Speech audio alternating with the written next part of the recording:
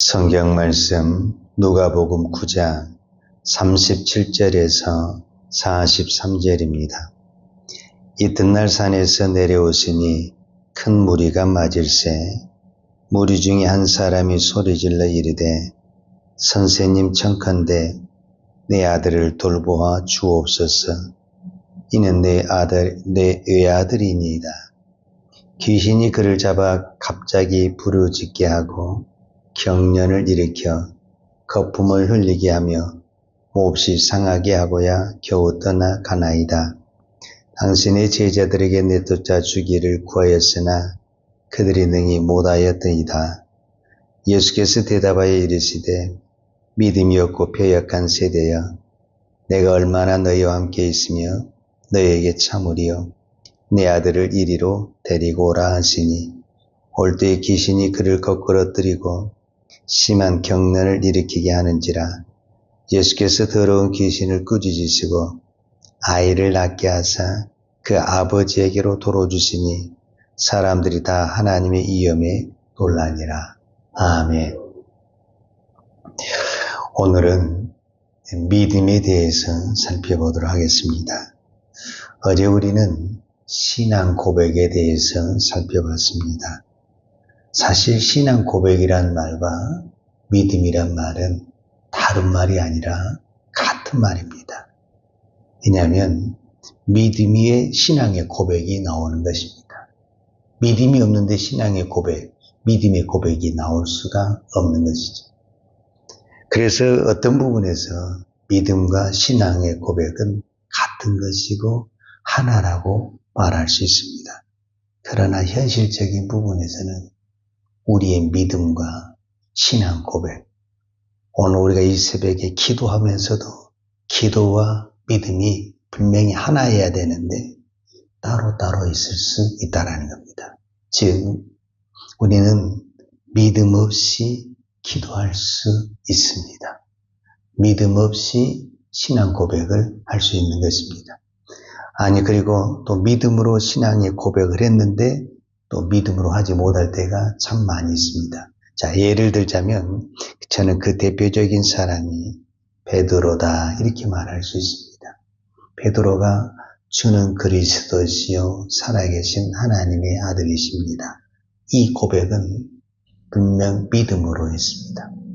하나님이 깨우쳐 주시고 성령님이 가르쳐준 믿음으로 했습니다. 그러나 그 다음에 예수님이 십자가에 못 박혀 간다고 그랬을 때 그는 예수님의 길을 막았습니다. 분명히 그는 믿음으로 예수님에 대해서 신앙을 고백했지만 인간적인 생각으로는 또 예수님의 길을 막게 되었습니다. 또 한 가지 마태복음 26장에 보면은 예수님이 제자들 앞에서 이런 얘기를 합니다. 너희가 오늘 밤에 다 나를 부인하고 떠날 것이다. 이렇게 이야기를 합니다. 그랬을 때 베드로는 또 거기서도 믿음의 고백을 합니다. 다른 모든 사람이 다 떠나고 설령 내가 주와 함께 죽을지라도 저는 주님을 부인하지 않겠습니다. 이렇게 고백을 했습니다. 그런데 우리가 잘 아는 대로 베드로는 3번이나 예수님을 모른다고 부인했습니다. 그러니까 분명히 믿음과 신앙 고백, 믿음과 기도는 하나여야 되는데 이렇게 상황에 따라서 다르게 나타나는 현상을 보게 되는 것입니다. 이것이 왜 그러는가? 오늘 말씀을 통해서 보면은 믿음이라는 것은 환경을 통해서 내가 믿음이 생길 수 있고 또 사람을 통해서 믿음을 생길 수 있고 또 어떤 것을 바라보면서 내가 믿음을 생길 수가 있습니다. 그런데 그런 믿음은 반드시 변질이 되고 끝까지 못 간다라는 것입니다. 믿음은 반드시 어디에서 와야 되냐면 하나님에게서 와야 되고 말씀에서 와야 됩니다. 그래야만이 이 믿음이 끝까지 가게 되고 이 믿음이 능력의 믿음으로 기적의 믿음으로 나타나게 되어 있는 것입니다. 사도 바울은 이런 부분에 대해서 일찍이 깨달아서 뭐라고 말씀을 했냐면 우리가 잘 아는 로마서 10장 17절에 보면 믿음이 어디서 오느냐? 하나님의 말씀에 들으면서 온다. 이렇게 말을 했습니다. 그러니까 믿음은 반드시 하나님에게서 와야 되고 말씀에서 믿음이 와야 됩니다. 근데 우리가 신앙생활 하다 보면은 하나님보다 환경에서 이런 환경이니까 될 것 같다는 생각이 믿음이 듭니다. 이거 위험한. 그러면은 환경이 안 되면은 그 믿음도 안 되겠네. 이렇게 변화가 되는 것입니다. 그래서 환경에서 오는 믿음, 사람에게서 오는 믿음은 그 환경에 따라서 내 믿음이 흔들리고 변화가 되는 것입니다. 그러나 하나님에게서 온 믿음, 말씀에서 온 믿음은 처음부터 하나님에게서 왔고 말씀에서 왔기 때문에 환경과 상관없이 그 믿음은 끝까지 유지될 수 있고 지켜질 수가 있다는 것입니다. 그래서 오늘 저와 여러분이 믿음의 길을 갈 때 항상 내 자신에게 믿어야 됩니다. 내가 어떤 것을 믿는다고 그랬을 때 이 믿음은 과연 어디에서 오는 것인가? 환경에서 오는 것인가? 말씀에서 오는 것인가를 분명히 깨달아야 됩니다. 자, 오늘 한번 말씀을 보겠습니다. 어떤 사람이 아들이 있는데 이 아들이 병이 들었습니다. 병이 들기보다는 귀신이 들었다 해도 맞습니다. 자, 오늘 38절과 39절에 보면 무리 중에 한 사람이 소리질러 이르되 선생님 청컨대 내 아들을 돌보아 주옵소서. 이는 내 애아들입니다. 귀신이 그를 잡아 갑자기 그랬습니다. 그래 보니까 이 아들은 귀신이 들렸다 이렇게 표현할 수 있습니다. 그런데 이 아버지가 아들을 데리고 누구에게 찾아왔냐면 제자들에게 찾아왔습니다. 오늘 성경에는 예수님에게 찾아왔지만 먼저 사실은 제자들에게 찾아왔습니다. 그리고 제자들에게 우리 아들의 병을 고쳐주십시오 이렇게 부탁을 했습니다. 그런데 제자들이 못 고칩니다. 그 이유를 이제 우리가 좀 나중에 알아봐야 되는데 그게 왜 이 아버지는 제자들에게 자기 아들의 병을 고쳐달라고 찾아왔을까? 이제 이것을 누가복음 9장 1절에서 6절을 살펴봐야 되는데 누가복음 9장 1절에 보게 되면 예수님은 12명의 제자들에게 귀신을 쫓아내는 능력, 병을 고치는 능력을 주었습니다. 이 능력을 받은 제자들은 동네방네 돌아다니면서 실제적으로 병든 자를 고치고 귀신을 쫓아냈습니다. 그러니까 이제 온 동네에 소문이 났습니다. 그래서 분명히 이 아버지도 이 소문을 들었습니다. 그 예수님의 제자들이 어느 마을에 가서 어떤 병이 있었는데 어떤 귀신이 들린 애가 있었는데 쫓아내고 치료했다는 소식을 들었습니다. 그러니까 저 제자들에게만 찾아가면은 우리 아들도 고침을 받을 수 있겠다. 이런 믿음과 확신이 들었습니다. 그리고 이제 자기 아들을 데리고 제자들에게 왔습니다. 그런데 문제가 이제 여기서 생기는 것입니다. 무슨 문제가 생깁니까? 제자들이 못 고치는 것입니다. 분명히 그 소리를 듣고 제자들이 고쳤다는 소식을 듣고 찾아왔는데 제자들이 못 고치는 것입니다. 그때 이 아버지가 어떤 생각이 드냐면은 이제 믿음이 흔들리기 시작하는 겁니다. 제자들에게 올 때만 해도 확신을 가지고 있었고 믿음을 가지고 있었습니다. 왜? 이 제자들이 방금 며칠 전에 이쪽 마을에서 저쪽 마을에서 귀신 쫓아내고 병든 자를 고쳤기 때문에 그 소리를 듣고 당연히 자기 아들도 고쳐줄 것이다라는 이런 믿음을 가지고 왔습니다. 근데 딱 와서 제자들이 와서 기도를 하고 자기 남대로 하는데 안 고쳐지는 것입니다. 그러니까 제자들도 당황했겠지만은 아버지도 실망이 크면서 믿음이 흔들리게 되고 믿음이 무너지게 되는 것입니다. 자, 이제 이런 상황에 있을 때 이제 산으로 기도하러 왔던 예수님이 내려오시게 되는 것입니다. 그래가지고 예수님이 내려와서 뭐라고 말씀을 하시냐 하면은 예수님에게 분명히 솔직하게 말합니다. 내가 제자들에게 와서 이 병을 고쳐달라고 그랬는데 제자들이 고치지를 못했다. 그러니까 이제 예수님이 믿음이 없는 세대에 하면서 믿음 없는 것을 꾸짖으시고 그 병을 고쳐주십니다. 그리고 이제 나중에 오늘 누가복음에서는 안 나왔어요. 근데 마태복음과 마가복음에서 보면은 제자들이 예수님에게 질문을 합니다. 근데 마태의 대답이 다르고 마가의 대답이 다릅니다. 예수님, 우리는 왜 쫓아내지 못했습니까? 이렇게 물었을 때 마태복음에서는 뭐라고 표현을 하고 있냐면은 믿음이 적은 영혼이라 이렇게 표현을 합니다. 그리고 마가복음에서는 뭐라고 표현을 하고 있냐면은 기도 외에는 이런 유가 나갈 수 없느니라 이렇게 표현을 합니다. 그러니까 결국 이 두 가지 사건을 통해서 우리가 깨달을 수 있는 것은 무엇을 깨달을 수가 있냐면은 믿음과 기도 외에는 이 병이 나갈 수가 없다 이렇게 말을 했을 때 제자들의 믿음이 분명히 지금 다르게 나타났다라는 것을 볼 수가 있습니다.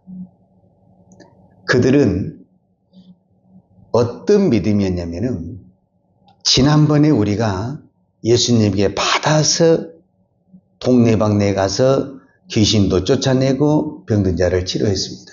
근데 이 아버지가 데리고 왔을 그 병든 아이를 데리고 왔을 때 그때 제자들의 믿음은 예수님이 주신 그 능력의 믿음이 아닌 내가 엊그제 어디 마을에 가서 이렇게 기도하니까 됐다.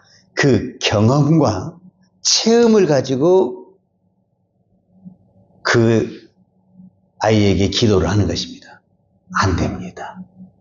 그러니까 우리의 믿음은 항상 어디에서 와야 되냐면은 예수님에게서 와야 되고 말씀에서 와야 됩니다.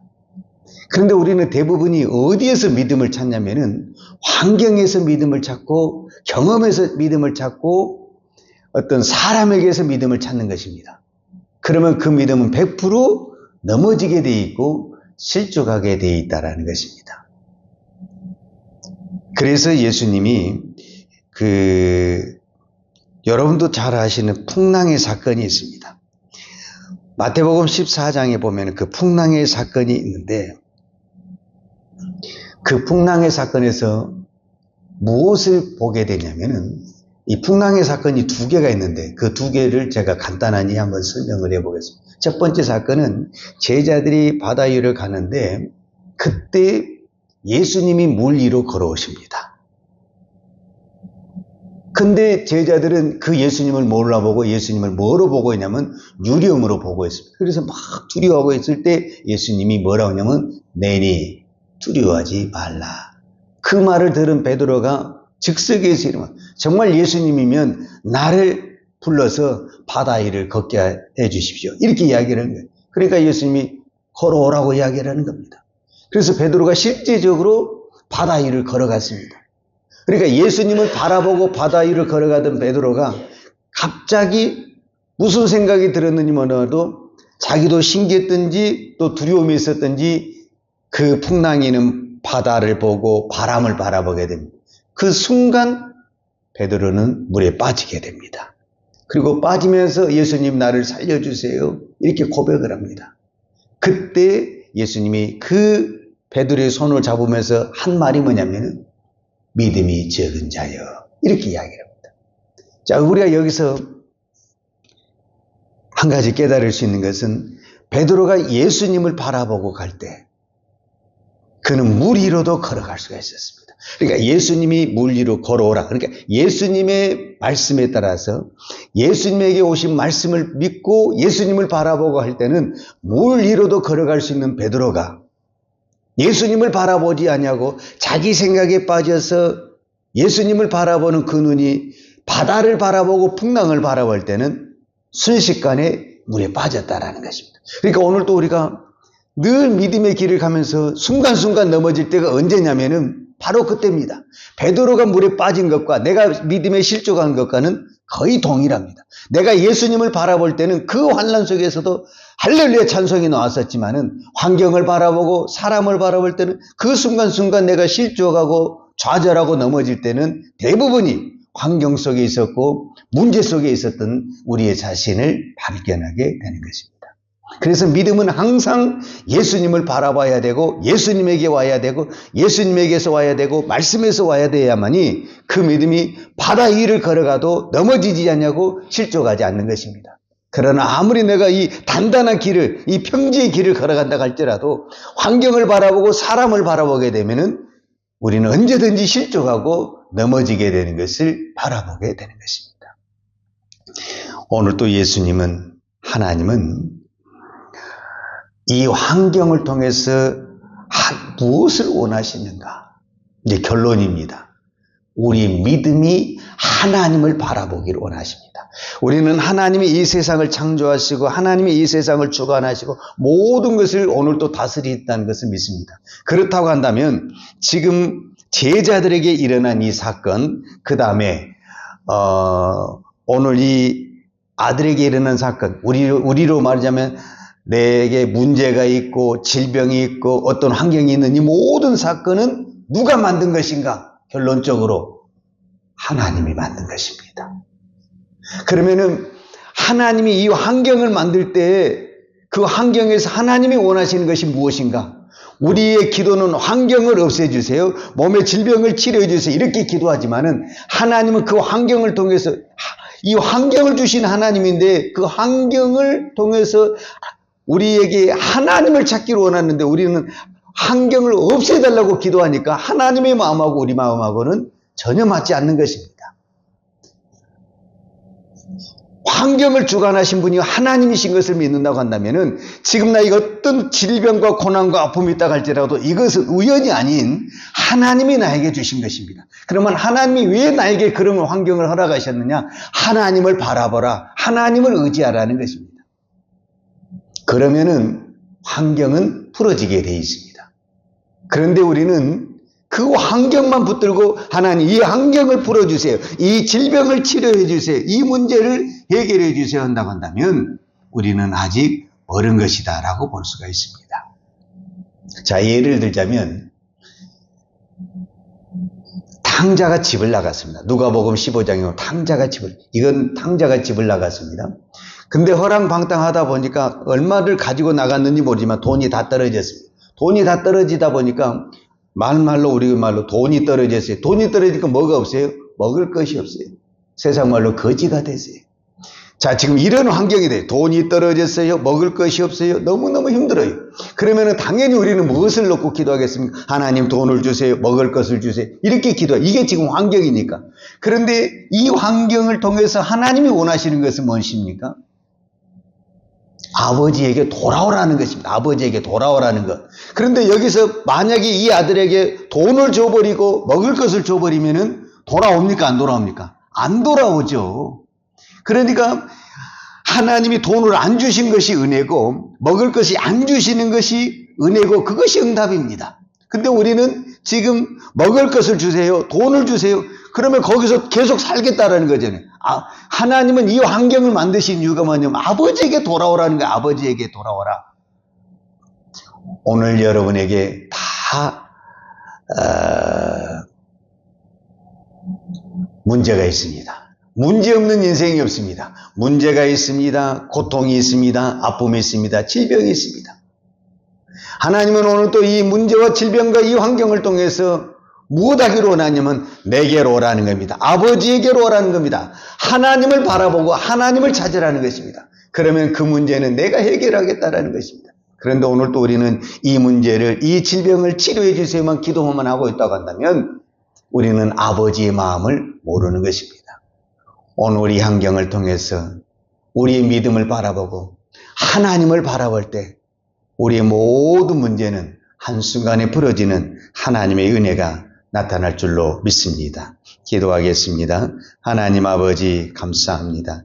하나님은 오늘도 우리를 부르셔서 이 새벽에 기도하게 하신 것은 우리의 문제를 풀려는 것이 아니라 우리 문제를 가지고 기도하라는 것이 아니라 하나님을 찾고 하나님을 바라보며 말씀을 바라보라는 하나님의 계획, 하나님의 뜻이 있는 줄로 믿습니다. 오늘도 이 문제 속에서 문제만 바라보고 불평하고 낙심하는 우리의 믿음이 아니라 이 문제 속에서 이 문제를 만드시고 이 문제를 통해서 역사하시는 하나님을 바라보고 오늘도 우리가 믿음으로 일어나는, 믿음으로 승리하는 믿음의 종 되게 하여 주옵소서.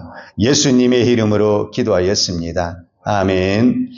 여호와는 내게 복을 주시고 너를 지키시기를 원하며 여호와는 얼굴로 내게 비추사 은혜 베푸시기를 원하며 여호와는 얼굴을 내게로 향하여 드사 평강 주시기를 원하노라. 이제는 교회의 머리 대신 우리 주 예수 그리스도의 은혜와 아버지 하나님의 그 크신 사랑과 성령님의 풍성한 은혜가 오늘도 오직 믿음으로 하나님을 바라보며 믿음으로 승리하기를 원하는 사랑하는 주의 종들 머리머리 예와 이 나라의 민족과 한국교회 위에 온 열방의 이 생명의 복음을 증거하는 선교사님들 위에와 사랑하는 주의 자녀들 머리 위에 이제로부터 영원토록 함께 있을지어다.